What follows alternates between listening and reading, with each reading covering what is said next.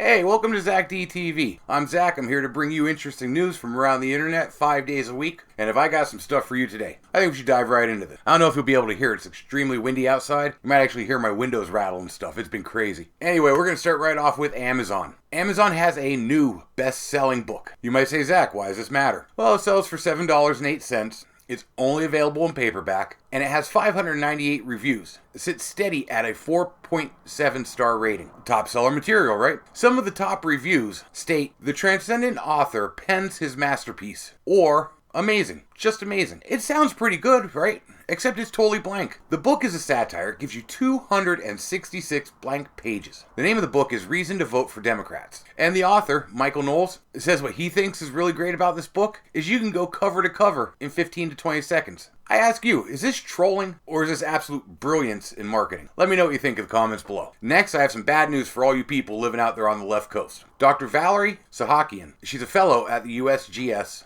or United States Geological Survey. She's a lead author on a paper that was printed in the Journal of Geophysical Research. It's printed by the American Geophysical Union. Her team found that a system of faults known as a Newport, Inglewood, and Rose Canyon faults were previously thought to be separate faults.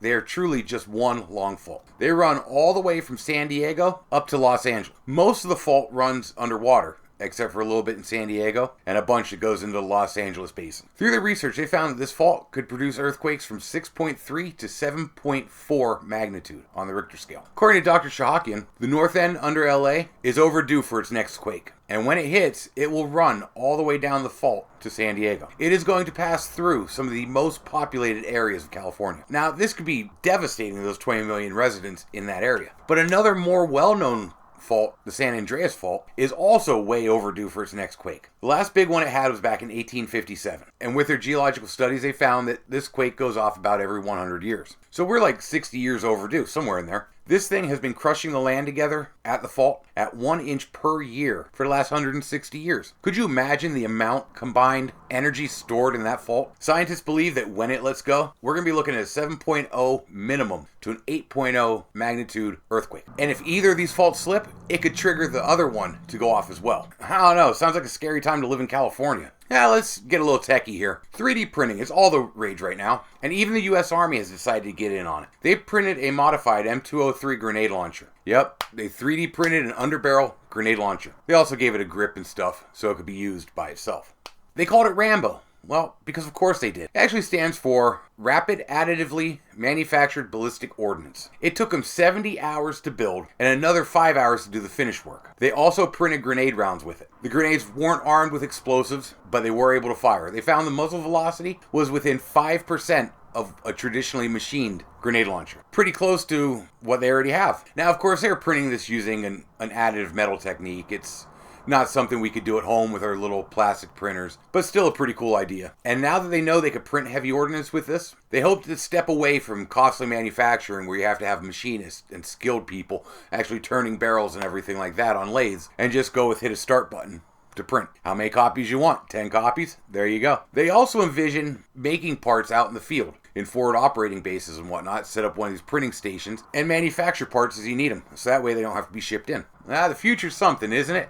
And we're going to step off that right to my next story. I talked the other day about the future of a better battery. I thought it was pretty cool. A battery that will last 3 times as long as our current ones and not explode. How can you beat it? Well, now we need better data storage, and they found a solution to that too. IBM has figured out how to encode data at an atomic level. They're using atoms of holmium, which is magnetic down to the atomic level. They arranged the atoms in a flat layer and manipulated them with a scanning, tunneling microscope. They arranged them in a positive-negative formation. They held these formations for several hours and showed no signs of destabilizing, which is one of the bigger problems when you get down on this scale. Things don't like to stay where they're at. These were. They called the test a success. And now they just have to figure out how to manufacture things like this. It currently takes 100,000 atoms to store 1 bit of information. IBM says you could hold all 35 million songs on iTunes in a device the size of a credit card. Of course, it's a little ways off, but we could be looking at a future where we could download the whole internet into an at-home hard drive and carry half the net around in our phone. How neat is that?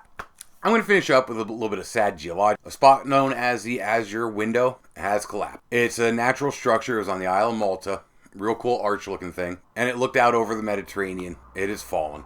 It was a limestone arch, and it was the most visited tourist destination on Malta. Now, last year they did block people from walking over the top of it or swimming underneath it because it was starting to get pretty rough. They knew it was going to collapse. It's such an iconic landmark that it has even shown up in movies like The Odyssey, Clash of the Titans, and on TV in Game of Thrones. Now, when they closed it, they thought they still had a couple decades with this thing. Unfortunately, that wasn't the case. Strong storm Monday night, Tuesday, somewhere in there, ended up toppling it. And now we've lost a neat landmark forever. And it's really too bad. But what are you going to do? I know what I'm going to do. I'm going to wrap up my show there. Remember, if you like what I do, go ahead, like, subscribe, share me with your friends. There's plenty of me to go around. Help me build this channel. I'm here to bring you news Monday through Friday. I'm thinking about adding a Saturday sit-down type show. I'm not sure yet. Still working it out. We'll see where that goes. But for now, I'll see you tomorrow.